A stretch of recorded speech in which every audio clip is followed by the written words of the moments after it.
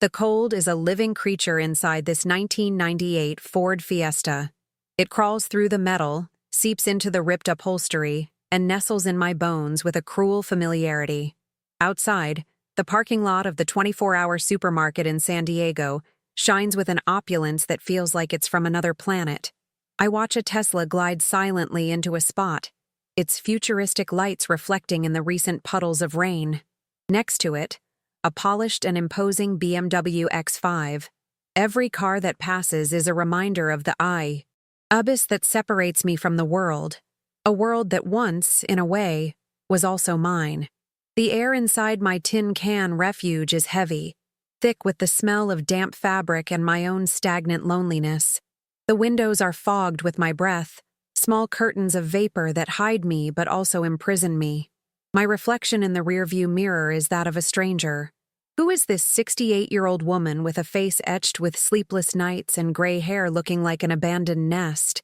The dark circles are purple, smudges of exhaustion, and my skin, once rosy from the heat of the school stove where I cooked for 30 years, now has a pale, sickly hue. My clothes, a frayed wool sweater and a pair of sweatpants, are the same ones from 3 days ago. They're clean, washed in a gas station sink, but they carry the permanent creases of someone who sleeps sitting up. I try to force a smile, but my lips tremble. The woman in the mirror doesn't smile back. She just stares at me with an infinite sadness, her eyes asking how we got to this point. Shame is a constant companion, heavier than the thin blanket I use to keep warm. I feel the gazes of people passing by, even if they aren't really looking at me. To them, I am invisible, a part of the decaying urban landscape that is best ignored. Every laugh I hear from a family leaving the supermarket with carts full of food is a stab in my chest. I remember my own house, the smell of apple cake in the oven, the sound of the television in the living room. I remember Mark, my son, when he was little, running to hug me. Where did I go wrong? The question echoes in the silence of the car, a torture without an answer.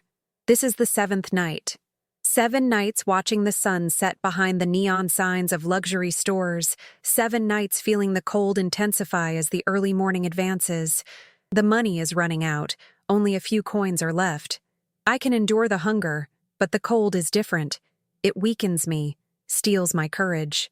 Tonight, it seems, more aggressive, more determined to break me.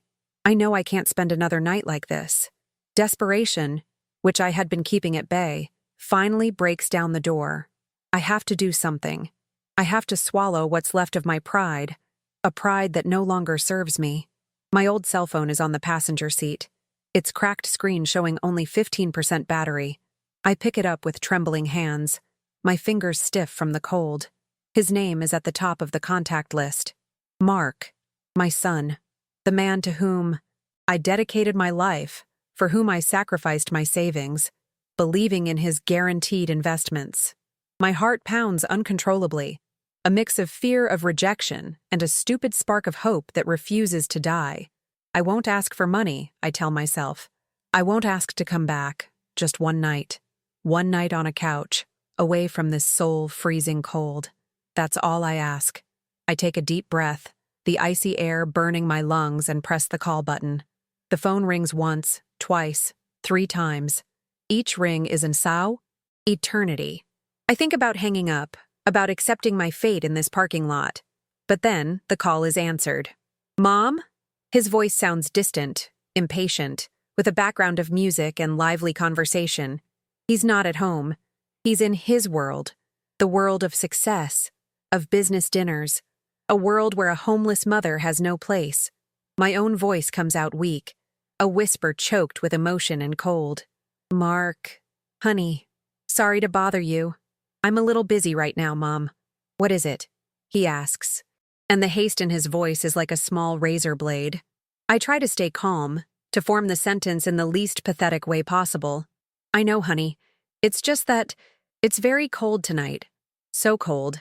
I was wondering, could I possibly, just for tonight, sleep on your couch? I'll leave before you wake up, I promise. I won't be a bother. The silence that follows on the other end of the line is more deafening than any scream. I can hear him breathe, I can feel his hesitation, his calculation. In that second, I already know the answer. Then he speaks, and each word is a perfectly calculated blow to destroy what's left of me. Mom, I'm in the middle of an important dinner with investors. I can't leave now, and honestly, it wouldn't be good for my image if they saw… You know. He pauses, as if searching for the right words to discard me without seeming like a complete monster. The irony is that he fails miserably. That hangs in the air, loaded with the full weight of my condition, my poverty, my failure, my shame. He didn't give me time to respond, to beg, or to cry. He just delivered the final sentence with a chilling coldness. Just sleep in the car for a while longer, okay? I'm busy now. And then, the sound that would become the soundtrack of my abandonment. The soft, definitive click of the call ending. He hung up. My own son, my only son, told me to keep sleeping on the street because my presence would embarrass him in front of rich strangers. The indifference in his voice was the final nail in Hope's coffin. The phone slips from my fingers and falls onto the worn car mat. There are no tears. I don't think I have any left. There is only a vast emptiness, a sense of unreality.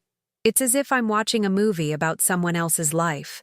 A mother is kicked out of her home, loses everything, and is abandoned by her son. But the woman on the screen is me. The pain is so deep it becomes a strange kind of calm.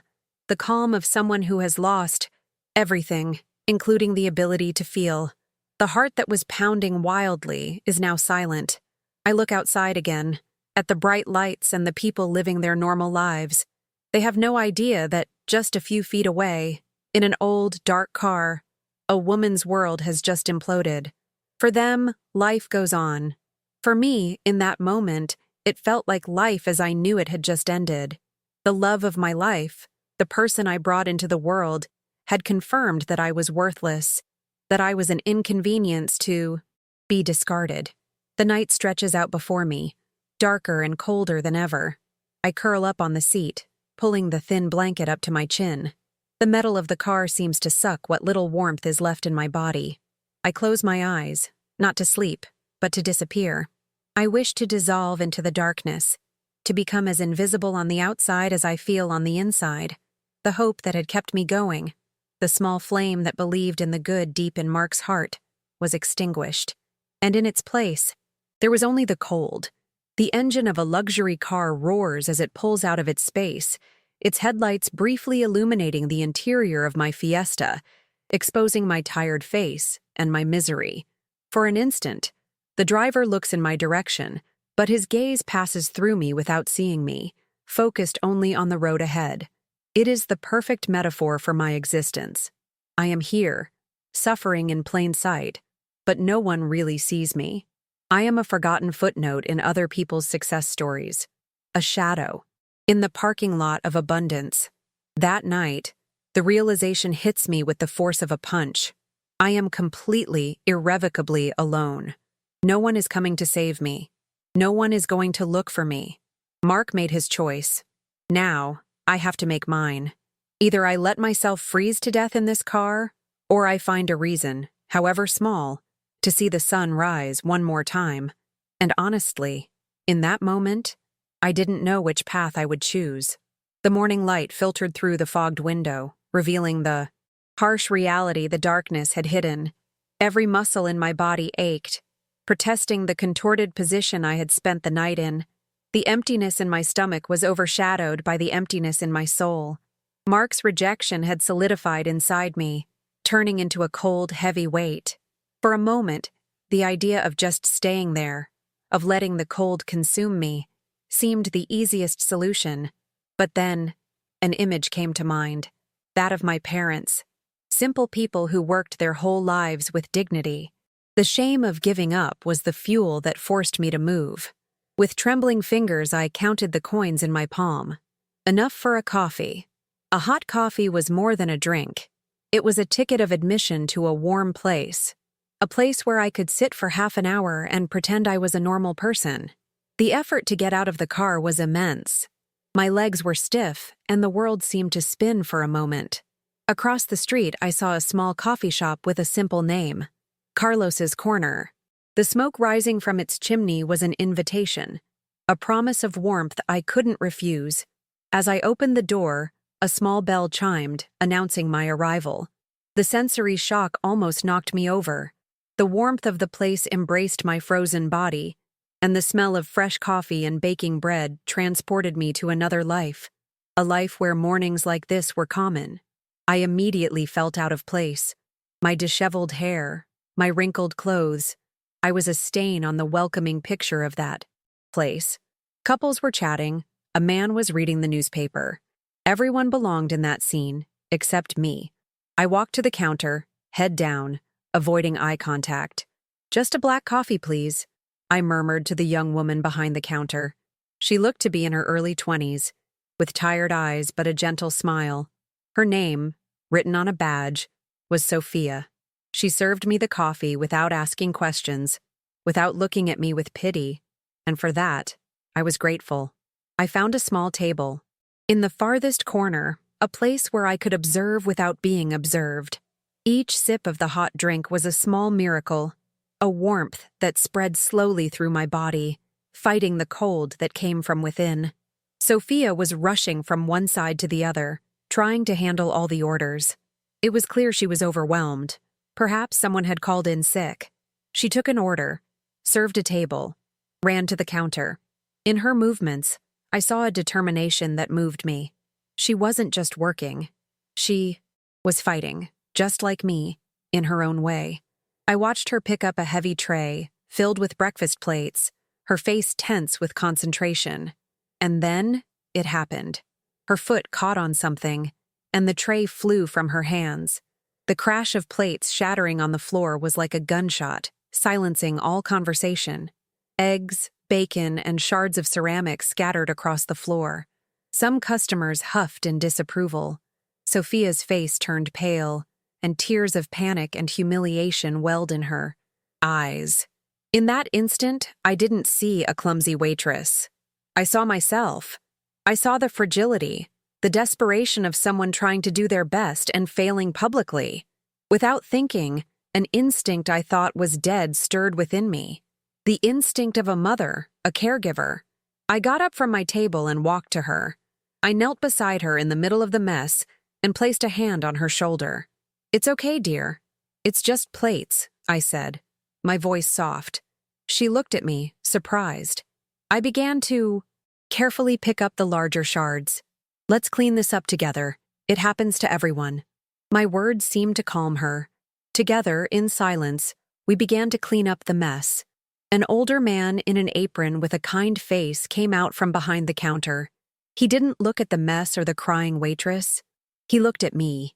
His eyes, gentle and perceptive, saw through my worn clothes and tired face. He was Carlos, the owner. He approached, and instead of scolding Sophia, he just said, "Leave that, my dear. I'll take care of the rest." Then he turned to me, extending a hand to help me up. "Thank you so much for your kindness," he said. "It was nothing," I replied, feeling my face flush. He led me back to my table. "Allow me to offer you something to eat. A hot meal. On the house. It's the least I can do to thank you." The offer caught me by surprise.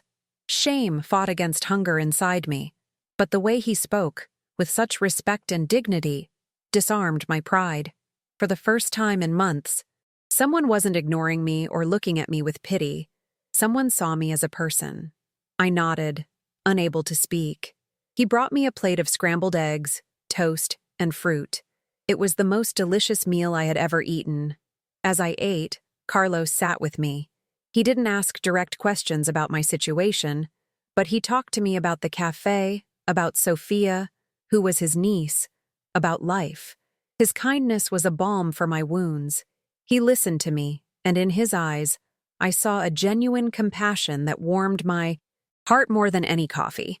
At the end of our conversation, he made an offer that would change everything. "Look," he began, a little hesitant, "my kitchen helper has been sick for a week. That's why Sophia is so overwhelmed. It's not much, but I could use a hand with the dishes and helping with simple prep. In return, I can offer you a daily wage and all your meals. What do you say?" Hope, That treacherous emotion I thought had been exterminated the night before began to bubble up inside me. A job, food, a purpose. It was a lifeline thrown into the middle of my shipwreck.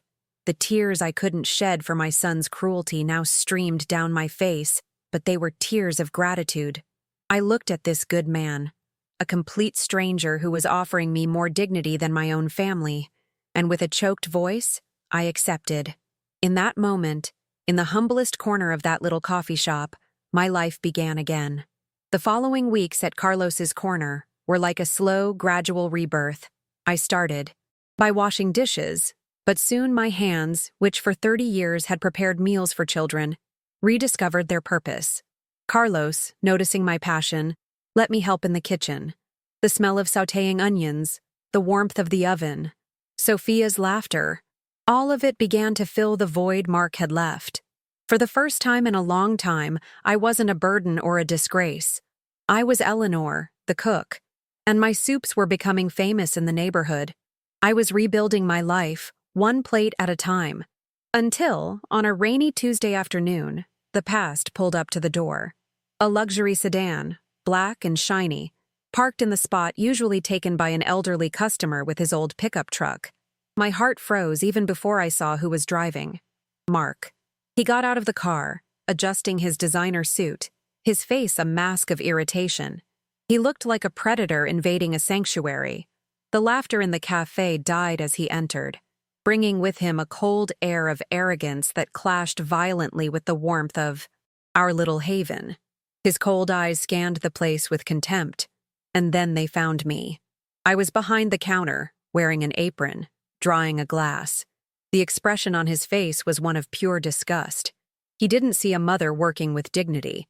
He saw a servant who embarrassed him. He marched toward me, and the world seemed to shrink, focusing only on the two of us. Sophia, who was beside me, sensed the tension and instinctively moved closer, as if to protect me. Carlos watched us intently from the kitchen. "What the hell do you think you're doing?" he hissed, his voice low and full of venom so the other customers wouldn't hear. "Working like a servant? An acquaintance of mine saw you here. Do you have any idea how humiliating this is for me? I told you to disappear." Every word was an attempt to diminish me, to make me feel small and insignificant as before. He expected me to cry, to cringe in shame, but something inside me had changed. Seeing that his words didn't have the desired effect, he went for the final blow. He took a thick envelope from inside his coat and threw it on the counter, the muffled sound drawing everyone's attention. "Here, there's $10,000 in there. Take it and disappear. Go to another city, another state, I don't care. Just stop staining my name with your poverty." The money, which once might have seemed like a salvation, was now just an insult, a symbol of everything rotten in his world.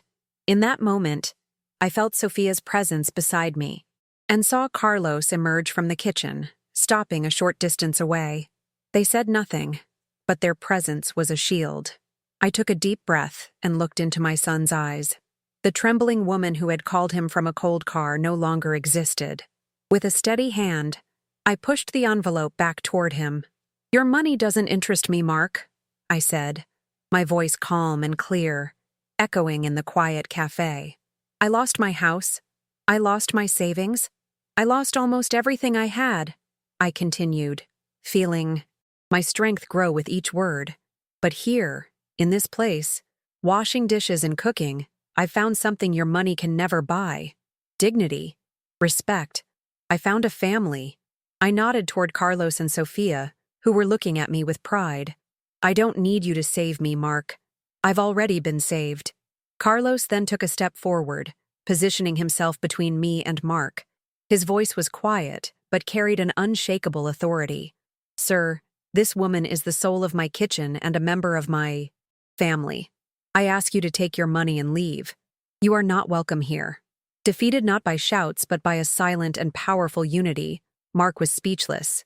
He looked at me, at Carlos, at Sophia, and for the first time, I saw a flicker of something in his eyes.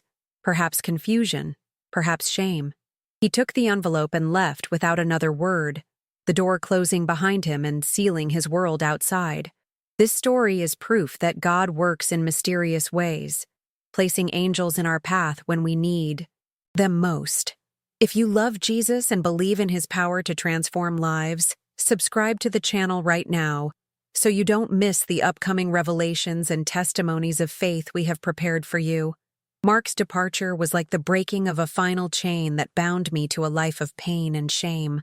That afternoon, after he left, a silence fell over the cafe. But it wasn't an awkward silence. It was a silence of respect. Sophia hugged me tightly, and Carlos placed a hand on my shoulder, a gesture that said everything. In that moment, I knew the word family had been redefined for me. It was no longer about blood ties, but about soul ties. I was no longer adrift. I had found my safe harbor.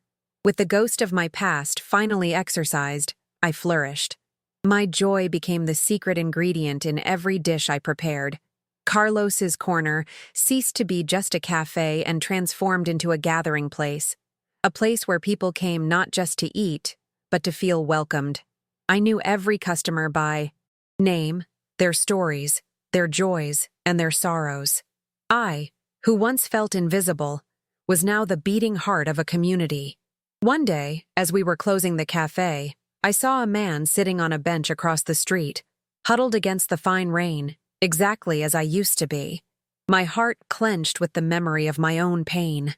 Without hesitation, I prepared a steaming bowl of my best soup, crossed the street, and handed it to him. The look of surprise and gratitude in his eyes reminded me why I had been saved, so that I could do the same for others.